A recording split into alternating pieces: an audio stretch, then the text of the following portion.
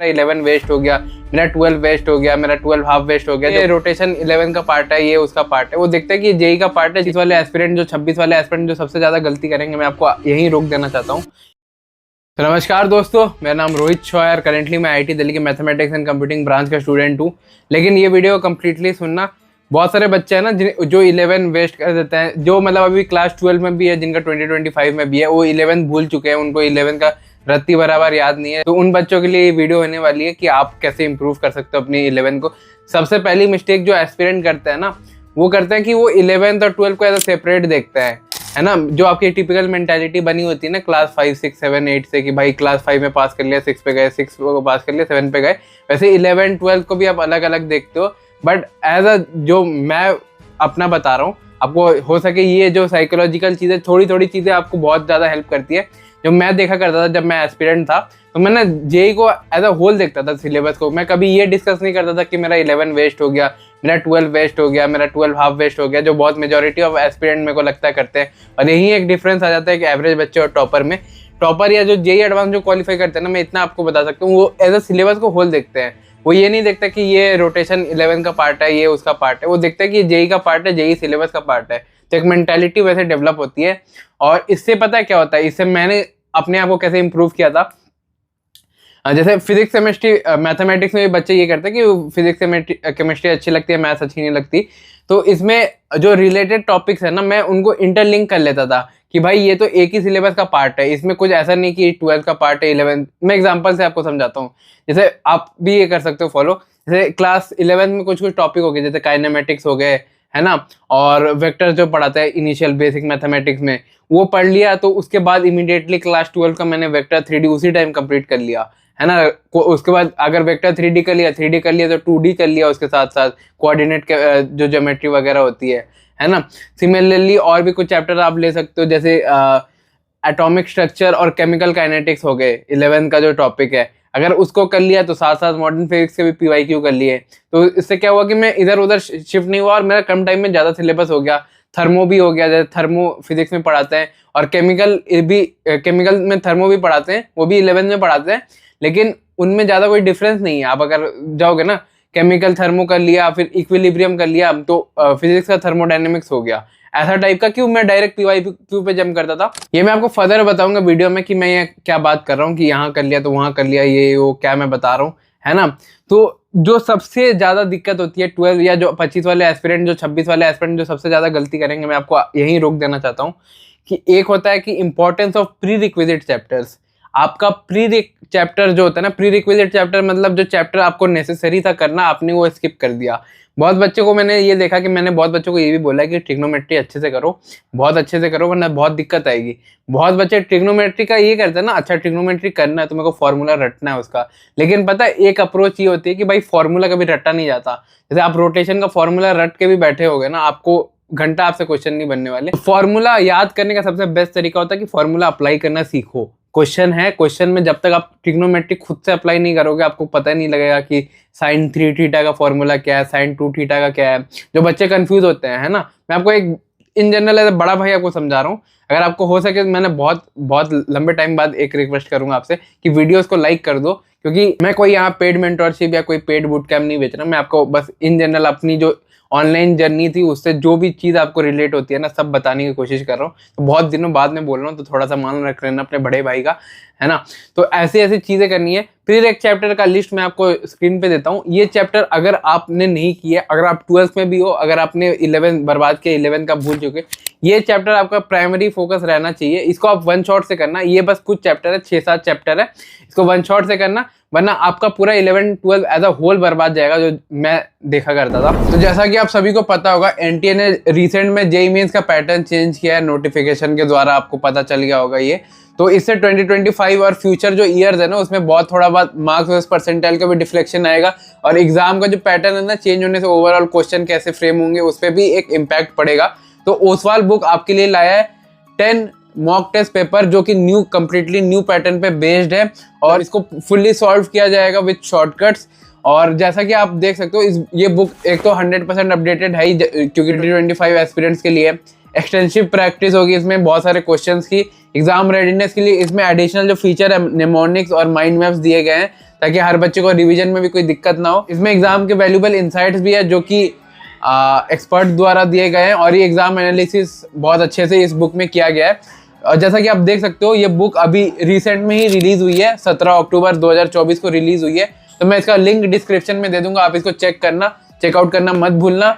और हाँ, इसको परचेज कर लेना अगर आपको न्यू पैटर्न से थोड़ा बहुत अपडेटेड रहना, और उसको एडिशनल मतलब पहले से प्रैक्टिस करके आपकी बनी रहे आदत। तो ये सब चैप्टर इंपॉर्टेंट है। और जो मैंने सेकंड नंबर पॉइंट बताया था कि रिलेटेड चैप्टर को एक साथ कंप्लीट करने की कोशिश करो तो सिलेबस कंप्लीशन ज्यादा होगा, है ना। और जो बच्चों की टिपिकल मेंटालिटी है ना कि 11th हाफ वेस्ट हो गया, है ना, तो मैं आपको जो पॉइंट नंबर 1 बोला था कि जेई सिलेबस को एज अ होल देखो। अगर मैं 11th हाफ वेस्ट भी आपका मान लूँ ना, तो बस 25% चंक है, वो रेस्ट 75% अभी भी आपके हाथ में, जो आप इंप्रूव कर सकते हो। और अगर आप क्लास 11 से 12 मूविंग हो तो आपको वो वन शॉट से नहीं करना। अगर आप 2025 का एस्पिरेंट नहीं है तो आपको वन शॉट से नहीं करना है, आपको डिटेल लेक्चर से करना है। क्योंकि डिटेल लेक्चर से अगर आप एक बार करते हो ना, तो आपका कंसेप्ट बिल्डिंग बहुत स्ट्रांग होगा।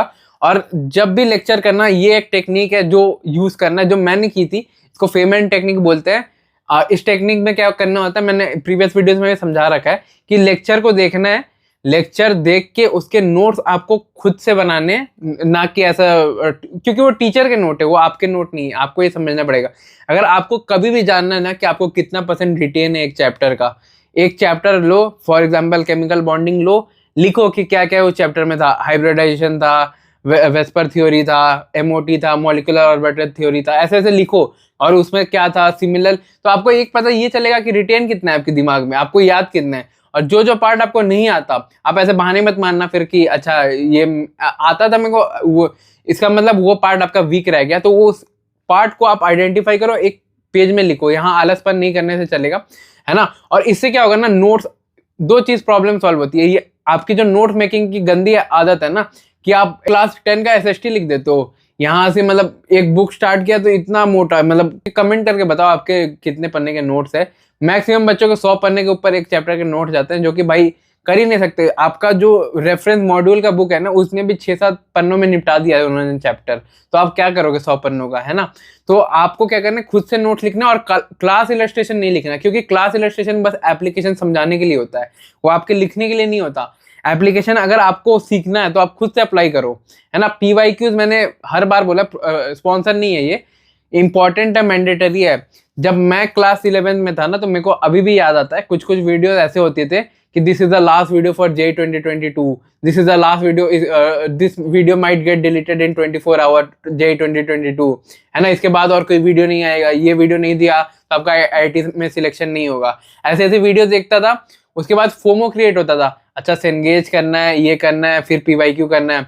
बल्कि उल्टा होता है, पहले PYQ बाद में सेंगेज, क्योंकि PYQ ऑफिशियल सोर्स है NTA का, है ना, कि वहां से क्वेश्चन फ्रेम होता है, तो वो है ऑफिशियल चीज। ये सेंगेज वगैरह रेफरेंस है कि अगर आपने PYQ कर लिया उसके बाद आपको जम करना है इधर। तो ये पेड मेंटरशिप वगैरह नहीं फॉलो करनी, कि 8 साल से बेच रहे हैं, है ना। 8 साल में बस इनके पास गिन के 7-8 नाम है ना, वही हर वीडियो हर शॉर्ट में चिपकाया हुआ है। आप लिख के ले लो मेरी बात, अगर आपको लगे कंट्रोवर्शियल बात है तो मेरे को गाली दे देना। बट गिन के इनके पास 7-8 बच्चे गलती से हो गए, ये पता नहीं कैसे हो गए, है ना। वही 8 साल से वही नाम सेम रिपीट किया जा रहा है कि ये बच्चा हुआ था। तो वो मत फॉलो करो, कोई मेंटरशिप मत फॉलो करो। सेल्फ इवेल्युएट करो, अपने आप को सेल्फ इवेल्युएट करो। मैं खुद पेड मेंटरशिप दे सकता हूँ आज की डेट में, बट मैं नहीं करता, क्योंकि मेरे को पता है इंपॉर्टेंस क्या है ना। ये बच्चा पहले बैच खरीदेगा, बैच में पैसे देगा पापा से मांग के, है ना। अभी तो आप फाइनेंशियली इतना इंडिपेंडेंट नहीं है। फिर वो मेंटरशिप भी खरीदेगा, फिर वो मॉड्यूल के बुक भी खरीदेगा, फिर वो सेंगेज भी करेगा। अरे बच्चा पढ़ेगा कि ये सब करते रहेगा?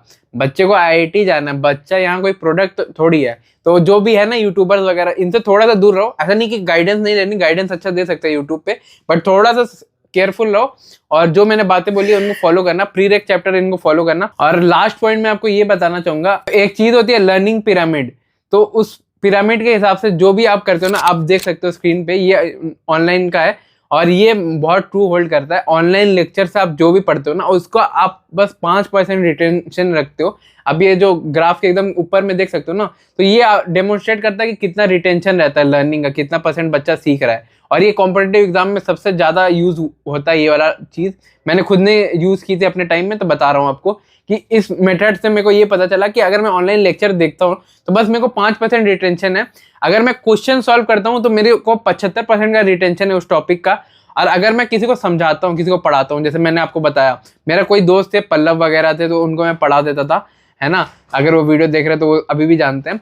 तो उससे क्या होता है 90% रिटेंशन रहता है। अगर आपके पास कोई नहीं है, अगर आप सिंगल हो, बचपन से सिंगल हो, आपको कोई मिल नहीं रही है ना, तो आप ये कर सकते हो, जो एक पेपर लो, पेपर को एज अ स्टूडेंट समझाओ कि अच्छा है, मतलब खुद से डायग्राम बना के, जैसे क्लास 1 के बच्चे को समझाते हो ना, अच्छा ये देखो sp2 हाइब्रिडाइज ऐसे होता है, फिर ये एक्सेप्शन है, ये एक्सेप्शन है, ये देख मैथमेटिक्स में ये क्वेश्चन का ये अप्रोच है। तो किसी को समझाओगे ना, आपको पता चलेगा आपको खुद भी कितना पता है, और सामने वाले को अगर आप समझा दिए तो भाई वो तो भाईचारा ऑन टॉप हो जाएगा। तो मिलता हूँ किसी और वीडियो में। अगर आपको ये वीडियो पसंद आई तो लाइक करना, और एक कमेंट मेरे को पॉजिटिवली चाहिए कि you will be motivated for JEE. आप किसी भी मेंटरशिप या इनके चक्कर में मत पड़ो, क्योंकि मैंने खुद ने बर्बाद किया। मैंने अलग सर के वीडियो में भी ये बात रेफर की थी कि मेरा प्रिपरेशन जो बर्बाद हुआ था 11 में, वो इन्हीं चक्करों में